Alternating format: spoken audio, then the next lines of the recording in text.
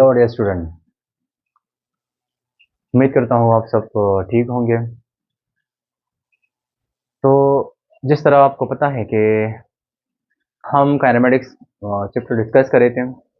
Kinematics में हमने different terms जो कि काइनेमेटिक्स के लिए हमने एक्सप्लेन किए, मीन वो टर्म्स जो कि मोशन के दौरान एक तरह से हम यूज़ करते हैं, वो सारे टर्म्स एक तरह से हमने वो डिस्कस किए। हमने लास्ट टाइम डिस्कस किया था मीन द स्पीड, एक्सेलरेशन और वेलोसिटी को डिस्कस किया था। फिर उसके बाद यहाँ पर हमने एक तरह से ग्राफिकल एनालिसिस ऑफ मोशन के हवाले से बात की कि ग्राफिकल एनालिसिस हम कैसे एक ग्राफ के जरिए से हम मोशन को कैसे एक्सप्लेन करते हैं। तो वो सारी चीज़ें एक तरह से हमने डिस्कस की हैं। अब यहाँ पर एक न्यू टॉपिक हम डिस्कस करेंगे, मीन जो डिफरेंट पैरामीटर्स, जो डिफरेंट वेरिएबल्स हमने मोशन के लिए यूज़ किए हैं, अब उन पैरामीटर्स को, उन वेरिएबल्स को मैं एक तरह से इक्वेशन में रिलेट करूँगा एक दूसरे के साथ। मीन चाहे वो वेलोसिटी हो, चाहे वो एक्सेलरेशन हो, चाहे वो स्पीड हो, चाहे वो डिस्टेंस हो, चाहे वो डिस्प्लेसमेंट हो, टाइम हो, etcetera. All these terms we will try to relate with each other through equations.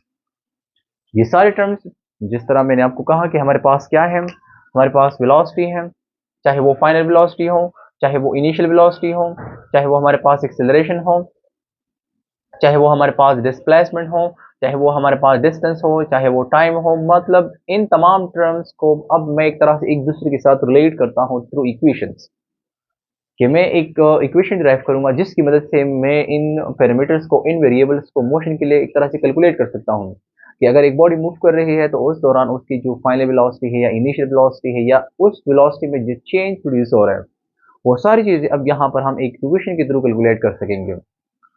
तो इसके लिए जो टॉपिक मैं डिस्कस कर रहा हूँ वो हमारे पास है इक्वेशंस ऑफ मोशन। मतलब मोशन के लिए जो इक्वेशन हम यूज करते हैं, तो एक तरह से मैं कह सकता हूँ कि to show the relationship between these parameters then we will introduce the equations of motions. तो हम यहाँ पर लिख सकते हैं कि to show the relationship between these equation. यहाँ पर एक तरह से मैं इनके दरमियान रिलेशन को डिस्कस करूंगा। तो मैं इधर लिख सकता हूँ कि to show the relationship between the parameters, to show the relation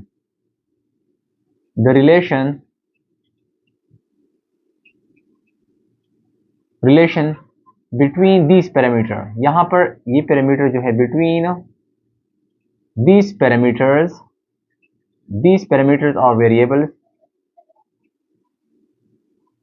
यहाँ पर जो मैंने लिखे हैं, मीन फाइनल वेलोसिटी मैंने लिखी है, इनिशियल वेलोसिटी हमारे पास, एक्सेलरेशन है और टाइम है, इस तरह से डिस्प्लेसमेंट है, या हमारे पास जो भी पैरामीटर्स है इनके दरमियान अब एक रिलेशन को मैं एक तरह से डिस्कस करूंगा और इनको मैं कहूँगा कि ये हमारे पास इक्वेशंस ऑफ मोशन है।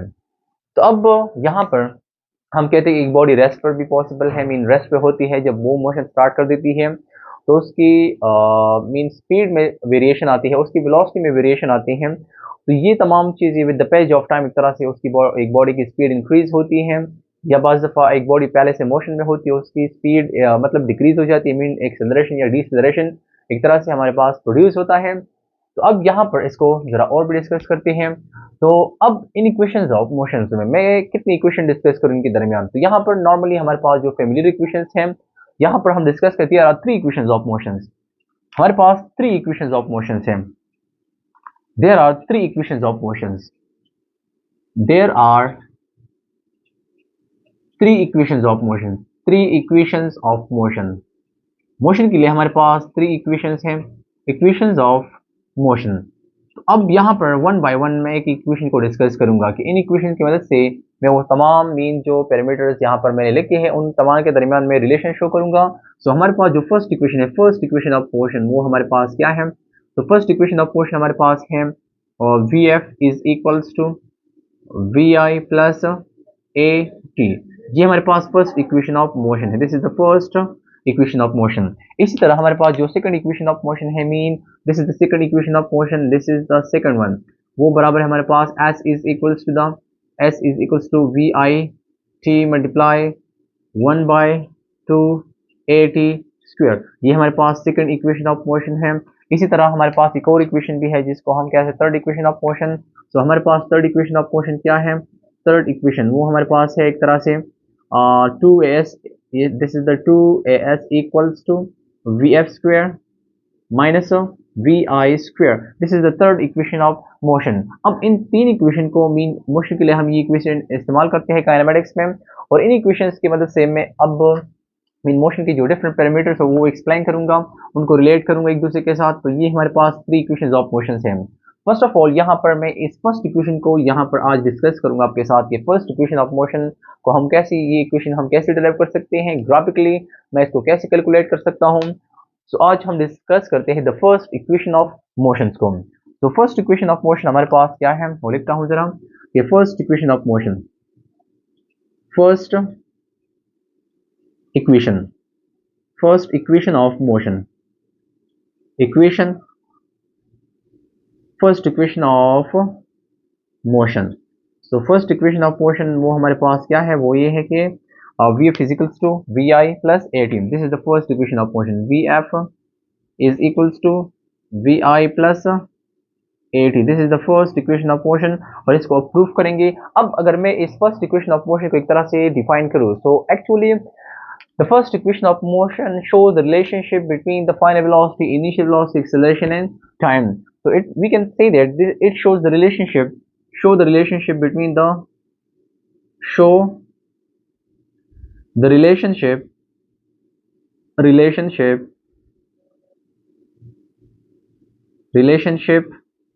between वी एफ, यहाँ पर ये वी एफ है हमारे पास, यहाँ पर हमारे पास v i mean final initial velocity, हमारे पास time with and along with the time and time, ये इनके दरमियान एक तरह से मीन इनके दरमियान रिलेशन को शो करता है फर्स्ट इक्वेशन ऑफ मोशन को। अब इस फर्स्ट इक्वेशन ऑफ मोशन को मैं यहाँ पर ग्राफिकली डिराइव करता हूँ। तो जब हम ग्राफिकल एनालिसिस को डिस्कस करे थे, तो इसी तरह मैं वही ग्राफिकल एनालिसिस यहाँ पर इन इक्वेशंस के लिए इस्तेमाल करूंगा। जो स्पीड टाइम ग्राफ हमने डिस्कस किया था, वही स्पीड टाइम ग्राफ यहाँ पर मैं ड्रॉ करूंगा। तो यहाँ पर मैं कहता हूँ कि let suppose we have coordinate system. यहाँ पर हम एक कोऑर्डिनेट सिस्टम लेते हैं, mean the Cartesian coordinate system. उसमें मैं एक मोशन को डिस्कस करूंगा। यहाँ पर ये हमारे पास कोऑर्डिनेट सिस्टम है, let suppose this is the coordinate system. अब यहाँ पर मैं एक ऑब्जेक्ट को डिस्कस करता हूँ कि हमारे पास ये ऑब्जेक्ट है, ठीक है। तो मैं एक ऑब्जेक्ट को लेता हूँ जो कि पहले से मूविंग है, means let suppose this is the car. ये एक ऑब्जेक्ट है जो कि पहले से मोशन में है, क्लियर। अब ये पहले से मोशन में तो मैं क्या करूंगा, यहाँ पर हमारे पास क्या है, this is the x axis, this is the x x dash, this is the x dash और एक्स बार मीन नेगेटिव एक्स एक्सिस। यहाँ पर ये नेगेटिव वाई एक्सिस है और ये हमारे पास पॉजिटिव वाई एक्सिस है। तो मैं क्या करता हूँ कि यहाँ पर क्योंकि स्पीड टाइम ग्राफ को मैं डिस्कस कर रहा हूँ, तो स्पीड टाइम ग्राफ के लिए हम यहाँ पर टाइम लेते हैं, यहाँ पर हम टाइम लेते हैं अलोंग दिस, हम यहाँ पर टाइम लेते हैं, दिस इज द टाइम। मैं लिखता हूँ यहाँ पर, ये हमारे पास क्या है, दिस इज द टाइम, जो कि हम 30 से रिप्रेजेंट करते हैं, और उसका जो यूनिट है हमारे पास क्या है, वो है सेकेंड, क्लियर। सो अब एक तो हमने एक्स एक्सिस पर एक तरह से टाइम ले लिया है। अब दूसरी बात, यहाँ पर हम स्पीड लेते हैं, मीन स्पीड, जिनका यूनिट है मीटर पर सेकंड। मैं वाई एक्सिस पर क्या लेता हूँ, मैं स्पीड को लेता हूँ। तो जिस तरह मैंने कहा कि एक ऑब्जेक्ट पहले से मोशन में है, क्योंकि वो पहले से मोशन है, इट मींस दैट उसकी इनिशियल वेलोसिटी पे है, उसकी फाइनल वेलोसिटी पे है। सो मैं इस पॉइंट से एक ऑब्जेक्ट को डिस्कस करूँ, यहाँ पर एक पॉइंट मैं लेता हूँ, for example this one is the point. इस पॉइंट से मैं एक ऑब्जेक्ट लेता हूँ कि इस पॉइंट पर, या मैं कहता हूँ कि ये इस पॉइंट से एक बॉडी स्टार्ट हुई है फ्रॉम ऑरिजिन, वो पहले से रेस्ट पे था, लेकिन जब वो मोशन स्टार्ट कर लेता है, मींस यहाँ तक, इस पॉइंट तक आ जाता है, जिसको हम कहते हैं कि यहाँ पर एक पॉइंट है और वो हमारे पास है पॉइंट ए। तो पहले एक ऑब्जेक्ट हमारे पास यहाँ पर था जो कि रेस्ट पे था, यहाँ पर वो एक ऑब्जेक्ट हमारे पास रेस्ट पे था। तो ये ऑब्जेक्ट रेस्ट पे है पहले। अब यहाँ पर इस ऑब्जेक्ट को मैंने तो रेस्ट पे ले लिया है, लेकिन यहाँ तक आने के लिए उसकी इनिशियल वेलोसिटी क्या हो, मैं कहता हूँ कि उसकी इनिशियल वेलोसिटी हमारे पास है वी आई। यहाँ पर इन दोनों के दरमियान जो उसकी वेलोसिटी है वो हमारे पास क्या है, वो है वी आई। तो इस दौरान यहाँ पर अचानक वो अपनी वेलोसिटी का मीन चेंजेस प्रोड्यूस कर लेता है। यहाँ पर वो वेलोसिटी को थोड़ा सा चेंज कर ले, जिस तरह हमने स्लोप को डिस्कस किया था। तो ये हमारे पास, अब देखिए यहाँ पर हमारे पास स्लोप आ रहा है, वो इस पॉइंट तक चला जाता है, मीन यहाँ पर ये हमारे पास क्या है, दिस द पॉइंट। इसको मैं कहता हूँ कि ये हमारे पास पॉइंट बी है। अब पॉइंट बी के बाद मैं एक तरह से इन दोनों को रिलेट करता हूँ, ये एक स्लोप बन गया हमारे पास। अब इनको ज्वाइन करते हैं एक्स एक्सिस के साथ। तो जब मैं इसको एक्स एक्सिस के साथ ज्वाइन करता हूँ, तो ये एक तरह से आ जाएगा ये वाला। तो mean this is the x axis, यहाँ पर ये हमारे पास आ जाएगी एक तरह से स्ट्रेट लाइन में ड्रा कर रहा हूँ। अब ये देखिए ये हमारे पास यहाँ पर आ गया है। अब इस ग्राफ को जरा एक्सप्लेन करेंगे। इस ग्राफ में मैं जरा और भी एडिशन करता हूँ, मैं कुछ लाइन्स ड्रा करता हूँ, इमेजनरी लाइन्स इधर मैं ड्रा करता हूँ, this is the imaginary line. ये हमारे पास कुछ इमेजनरी लाइंस हैं, इस ग्राफ को एक्सप्लेन करने के लिए हमारे पास है एक तरह से ये इमेजनरी लाइन है, these are the imaginary line. अब ये लाइन यहाँ पर एक तो हमारे पास ये शेप बन रहा है, ये एक तो हमारे पास ये शेप बन रहा है, क्योंकि हमने कहा था कि the distance covered area under the graph वो हमारे पास बराबर है distance covered must equal to the area under this graph. So यहाँ पर एक ऑब्जेक्ट यहाँ पर आ जाता है, फिर बीच में हमारे पास क्या है कि वो इस पॉइंट तक आ जाता है, मीन वहां पर इस पॉइंट तक अगेन वो वापस आ जाता है। तो मैं कहता हूँ कि यहाँ पर एक पॉइंट तो ये है जिसको मैं कहता हूँ कि चलिए ये हमारे पास पॉइंट सी है, this is the point C. अब ये पॉइंट हमारे पास है, this is the point D. तो मीन्स पॉइंट ओ से ए तक, फिर बी और फिर हमारे पास सी और फिर एक तरह से डी आ जाता है। अगर आप देख ले यहाँ पर हमने कहा कि ऑब्जेक्ट पहले से इनिशियल वेलोसिटी में है, जिसको हमने कहा कि this is the initial velocity. यहाँ पर ये हमारे पास initial velocity from O to A, this is the initial velocity. लेकिन यहाँ पर उसकी वेलोसिटी में चेंज आ जाती है। हमने कहा था कि the magnitude of the speed time graph gives the mean the slope of the speed time graph gives the magnitude of acceleration. तो यहाँ पर ये स्लोप है जिसको हम रिप्रेजेंट करते हैं एक तरह से एक्सेलरेशन से। अब यहाँ पर ये फ्रॉम ए टू बी हमारे पास एक तरह से स्पीड में या वेलोसिटी में चेंज प्रोड्यूस हुए हैं, जिसको हम कहते हैं कि हमारे पास एक्सेलरेशन है। अब पॉइंट बी से पॉइंट ए तक पॉइंट डी तक पहुंचने में वो अपनी रफ्तार को एक तरह से वापस कम कर मतलब स्लो कर देता है, तो एक तरह से रेस्ट में आना चाहता है वो। मैं कहता हूँ कि फ्रॉम बी टू डी ये हमारे पास एक तरह से डिस्टेंस है, जिसको मैं कहता हूँ कि ये एक तरह से हमारे पास है, this is the final velocity, जिसको मैं कहता हूँ कि ये हमारे पास फाइनल वेलोसिटी कंप्लीट हमारे पास फाइनल वेलोसिटी है। लेकिन यहाँ पर हमारे पास दो तरह के शेप बन रहे हैं। एक को हमने कहा कि ये जो ग्राफ है दिस इज द टाइम, यहाँ पर मैं इसके रिलेट करता हूँ कि हमारे पास टाइम है, दिस इज द टाइम। यहाँ पर ये इनिशियल वेलोसिटी, ये एक्सेलरेशन, ये हमारे पास फाइनल वेलोसिटी हो गई। अब क्योंकि ये रेक्टेंगल है, रेक्टेंगल में हमारे पास कोरिस्पॉन्डिंग में जो आमने सामने साइड्स होते हैं वो बराबर होते हैं। मीन्स अगर ये टाइम है हमारे पास, दिस इज द टाइम, तो ये भी हमारे पास किसके बराबर हो, ये भी हमारे पास टाइम ही होगा। अगर ये हमारे पास इनिशियल वेलोसिटी है, so this must be also the initial velocity, mean इसके दरमियान ये भी हमारे पास इनिशियल वेलोसिटी, यहाँ पर इसके दरमियान ये भी हमारे पास इनिशियल वेलोसिटी ही है। अब यहाँ पर इसी ग्राफ से मैं जरा इस इक्वेशन को डिस्कस करूंगा, इस इक्वेशन को जो कि यहाँ पर हमने लिखा है, मैं इस इक्वेशन को ड्रा करूंगा, इस इक्वेशन को प्रूफ करूंगा फ्रॉम दैट ग्राफ, इस इक्वेशन को। तो इसके लिए मैं क्या करता हूं कि ये जो लाइन है mean from B to D, मैं ये लाइन लेता हूं। अगर हम बी टू डी लाइन ले रहे हैं तो यहाँ पर मैं लिखता हूँ इसकी मैथमेटिकल के लिए कि मैं हमारे पास जो मैथमेटिकल प्रूफ है मैं लिखता हूँ मैथमेटिकली, इस तरह से मैं लिखता हूँ मैथमेटिकली, मैं इसको जरा प्रूफ कर रहा हूँ अब कि ये इक्वेशन किस तरह प्रूफ होता है। मैं ये लेता हूँ कि ये बी डी लाइन है, this the B D line, ये बी डी लाइन हमारे पास बराबर हो B and D line, this B D line must equal to the, अब ये बराबर है बी सी और एक तरह से हमारे पास बराबर है डी सी के। मैं इधर लेता हूँ कि ये हमारे पास बराबर हो जाएगा डी सी एक तरह से और प्लस बी सी लाइन, ये एक तरह से मैंने वहाँ उस ग्राफ से एक इक्वेशन लिखा है जो कि इसके बराबर है। मतलब ये फुल लाइन मैंने मैंने लिया है, ये फुल बी डी लाइन हमारे पास, ये बी डी लाइन हमारे पास फुल है। इस बी डी लाइन को मैंने दो हिस्सों में तकसीम कर दिया, मीन डिवाइड कर दिया है। एक हमारे पास ये डी सी आ गया, दूसरा हमारे पास बी सी आ गया। मतलब जब मैं इन दोनों को प्लस करता हूँ, डी सी और बी सी साइड को मैं प्लस करता हूँ, तब हमारे पास ये कंप्लीट डी बी लाइन या बी डी लाइन हमारे पास आ जाता है। तो यहाँ पर अगर हम देख लें, हमने हर एक साइड को एक तरह से वेरिएबल दिया है, मीन जो पैरामीटर्स हमने उनके लिए सेलेक्ट की है। मैं कहता हूँ कि यहाँ पर जो डी सी लाइन है, डी सी लाइन, ये डी सी हमारे पास ये साइड है। अब ये डी सी बराबर है एक तरह से इसके सामने वाले साइड की, तो मैं कहता हूँ कि हमारे पास डी सी बराबर है this D C must equal to the, हमारे पास वी आई के बराबर है एक तरह से। इसके अलावा अगर हम देख ले बी डी लाइन, ये बी डी लाइन है, this is the B, this is the D, और ये बराबर है एक तरह से वी एफ के, तो मैं लिखता हूँ B D, this is the B D line और this must be equal to the v f. यहाँ पर ये वी एफ आ गया हमारे पास।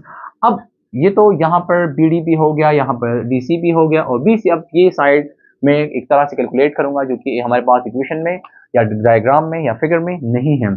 मैं इधर लिखता हूँ कि इस बी डी की जगह मैं लिखूंगा V F, this V F must be equal to the, D C की जगह मैं लिखूंगा वी आई प्लस इस बी सी को अपनी जगह पर लिख लूंगा। ये हमारे पास एक तरह से साइड है, तो ये एक इक्वेशन नंबर 2 बन गया है। अब यहाँ पर V F is equals to we I plus B C. अब बी सी को अगर हम देख लें, ग्राफ में हमारे पास एक शेप है जिसको हम ट्राइंगल कहते हैं, this is the triangle shape. मैं क्या करता हूँ कि इस बी सी को फ्रॉम द ट्राइंगल को एक तरह से डिस्कस करता हूँ। मैं क्या करूंगा, मैं एक तरह से स्लोप ऑफ द ट्राइंगल लूंगा। स्लोप ऑफ द ट्राइंगल, मैं यहाँ पर लेता हूँ slope of the triangle, slope of the triangle, एक तरह से स्लोप ऑफ ट्राइंगल, इस ट्राइंगल का मैं स्लोप लेता हूँ। सो ट्राइंगल का स्लोप जब मैं लूंगा, एक तरह से मैं यहाँ पर लिखता हूँ स्लोप ऑफ द ट्राइंगल, मैं लेता हूँ कि स्लोप हमारे पास बराबर हो ट्राइंगल के लिए, वर्टिकल एक्सिस हमारे पास है vertical axis divided by horizontal axis, हमारे पास हॉरिजेंटल एक्सिस के बराबर है, हॉरिजेंटल, एक तरह से हॉरिजेंटल एक्सिस। तो यहाँ पर वर्टिकल एक्सिस हमारे पास क्या है, वो है डेल्टा, ये एक तरह से ये वाला साइड है, mean this is the delta, mean the एक तरह से डी सी जो साइड है, तो मैं लिखता हूँ slope, this slope must be equal to the, यहाँ पर आ जाएगा एक तरह से मैं लिखता हूँ कि चलिए हमारे पास हो गया डेल्टा वाई, या मैं लिखता हूँ डिवाइडेड बाई डेल्टा एक्स। अब यहाँ पर जो वेरिएबल्स हैं वो यहाँ पर साइड्स के थ्रू मैं रिप्रेजेंट करता हूँ उसको। तो स्लोप अगर आप देख ले, दिस द स्लोप, और हमने कहा था कि the slope of the distance time graph gives the magnitude of the acceleration, तो मतलब इस स्लोप की जगह मैं लिखूंगा एक्सेलरेशन, क्योंकि हमने कहा है कि the slope of the distance time speed time graph gives the magnitude of acceleration of delta Y, क्या है वो हमारे पास बराबर है बी सी के, वो मैं लिखता हूँ एक तरह से बी सी के बराबर, और डेल्टा एक्स हमारे पास क्या है, वो है एक तरह से हमारे पास ए सी। तो ये एक तरह से आ गया हमारे पास A C, mean vertical axis divide by horizontal axis, मैंने वो वैल्यू सिंपल ली है। अब अगर हम देख लें तो स्लोप तो अब मैं अपनी जगह लिख लूंगा, दिस इज द ए, ये हमारे पास ए आ जाएगा, और बी सी की जगह बी सी, क्योंकि मैं मालूम कर रहा हूँ बी सी अपनी जगह आ जाएगा, और ए सी यहाँ पर ए और सी, ए सी हमारे पास बराबर है टाइम के, तो मैं इधर टाइम लिख लूंगा। सो मीन जब मैं इन दोनों साइड को, बोथ साइड मल्टीप्लाई करता हूँ, मल्टीप्लाई करें बोथ साइड को टी के साथ, यहाँ पर multiplying both side by T, multiplying by T, यहाँ पर बोथ साइड को मैं मल्टीप्लाई करता हूँ, तो हमारे पास एक तरह से आ जाएगा A multiply t equals to B C divided by t multiply by t. तो यहाँ पर हम देखते हैं कि यहाँ पर हम कैंसिलेशन कर लेते हैं, तो जब हम इन टर्म्स को कैंसिल कर, यहाँ पर ये कैंसिल हो जाएगा, तो मीन हमारे पास आ जाएगा A T equals to B C. तो ये एक तरह से हमारे पास बी सी की वैल्यू आ गई। Put the value of B C in equation number 2, तो यहाँ पर इसकी वैल्यू को पुट कर लेते हैं, put value of B C in equation number 2, यहाँ पर लिखता हूँ पुटिंग या put value of B C in equation 2, equation 2 में मैं इस बी सी की वैल्यू पुट कर लेता हूँ जिसकी वैल्यू है 18, तो मैं अब यहाँ पर लिख सकता हूँ कि हमारे पास इक्वेशन आ जाएगा एक तरह से V F is equals to we I plus A T. So this is the required equation of motion, जो कि हमारा फर्स्ट इक्वेशन ऑफ मोशन है, और ये हमने ग्राफिकल मेथड के थ्रू ये प्रूफ किया है, और इस इक्वेशन के थ्रू हम फाइनल वेलोसिटी कैलकुलेट कर सकते हैं, हम इनिशियल वेलोसिटी कैलकुलेट कर सकते हैं, हम यहाँ पर एक्सेलरेशन को कैलकुलेट कर सकते हैं, इस इक्वेशन की मदद से हम ये सारी चीजें कर सकते हैं। तो this is something about the first equation of motion.